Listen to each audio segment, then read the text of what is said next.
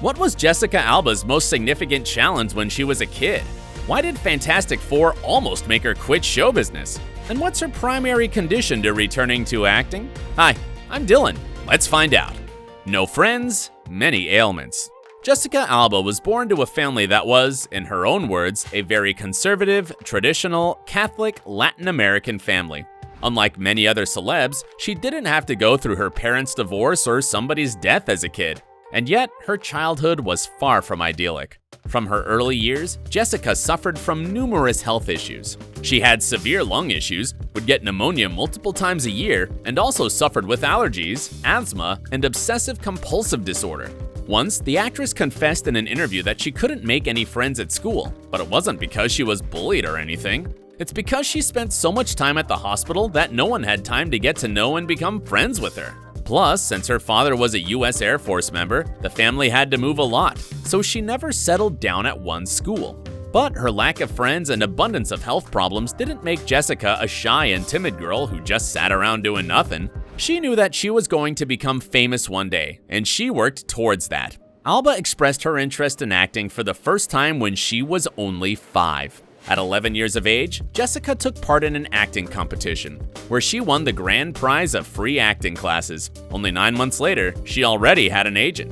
2 years later, Alba landed her first film role in the adventure comedy Camp Nowhere.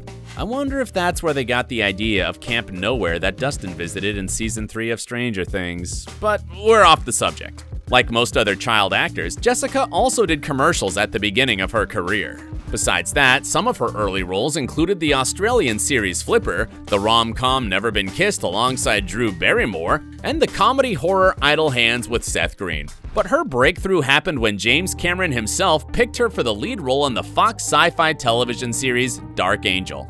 Interestingly, Cameron wasn't too impressed by Alba's acting skills at the audition, but for some reason he kept on rewatching her tape over and over again.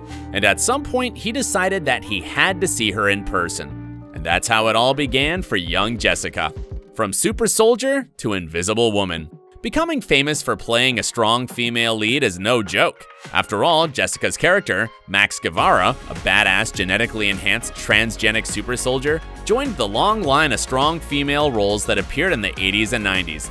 I'm talking about Cameron, Sarah Connor in Terminator, and Elaine Ripley in Alien, as well as prominent TV leads like Buffy, Xena, and Nikita.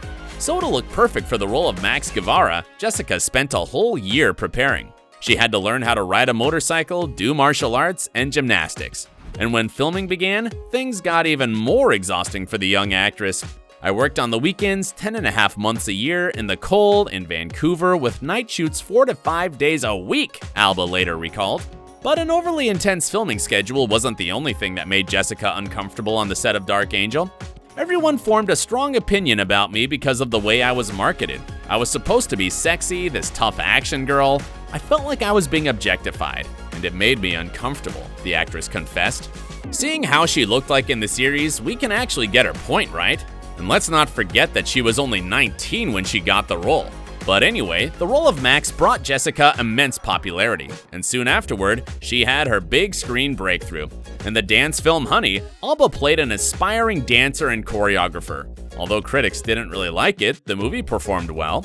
The critical consensus on Rotten Tomatoes said that an attractive Jessica Alba and energetic dance numbers were a highlight of the film.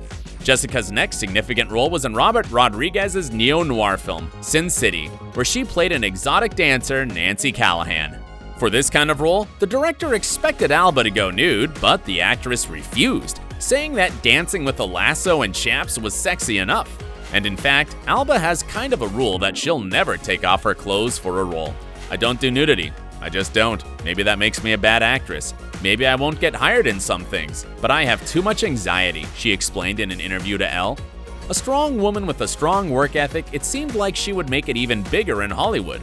But it didn't happen for Jessica, and Sin City remains the peak of her career. Way too many raspberries. It appears that the decline in Alba's popularity began with her role in Fantastic Four, where she played Sue Storm. The movie received negative reviews and is still regarded as one of the worst Marvel movies. Critics were particularly unkind to the actor's performances, and some said that the movie should be ashamed of showing itself. Whoa!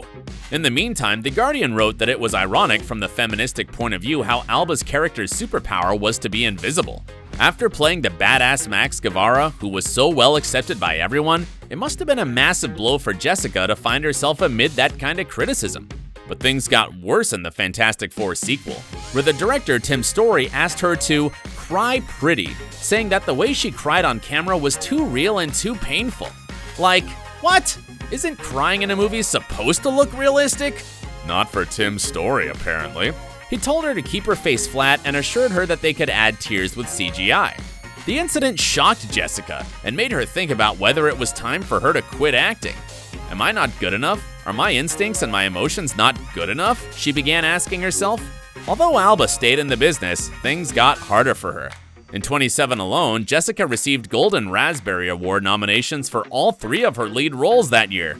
I'm talking about her roles in Fantastic Four, Rise of the Silver Surfer, as well as the psychological thriller Awake and rom-com Good Luck Chuck. Talk about a bad year, huh? This was further followed with a series of commercial flops and more Razzie Awards.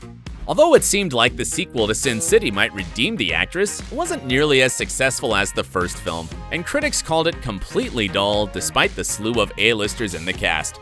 Apart from that, Alba's other films went from bad to worse.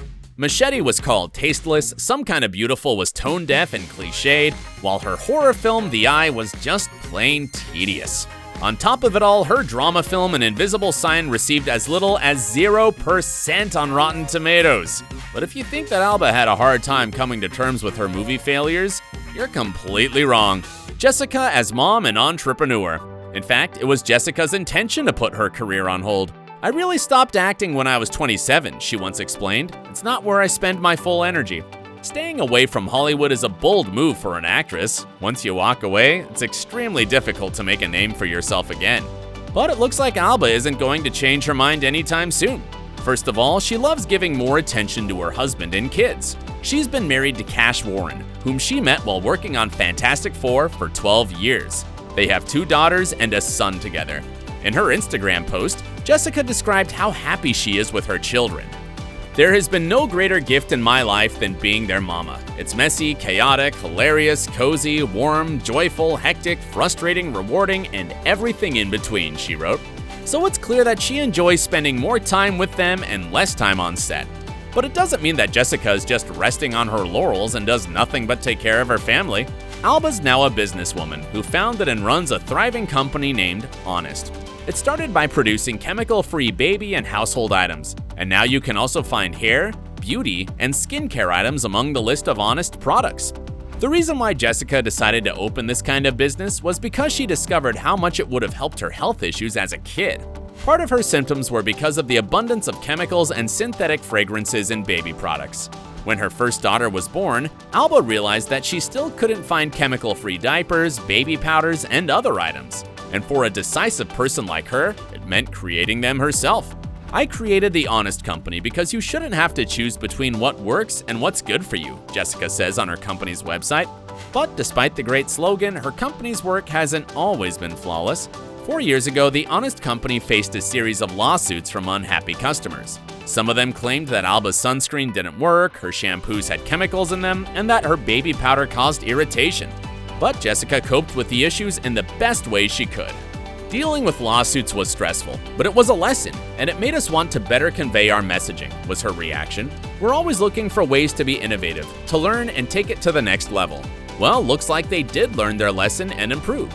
After all, the allegations did not affect the company's success, and 3 years ago, Honest was valued at almost $1 billion. It probably also means that Jessica's doing just fine without acting, and still, will she ever come back to Hollywood? After all, she loved performing on the big and small screens. As she said in an interview a few years ago, "I'm open to diving back into acting. It's my passion and my heart.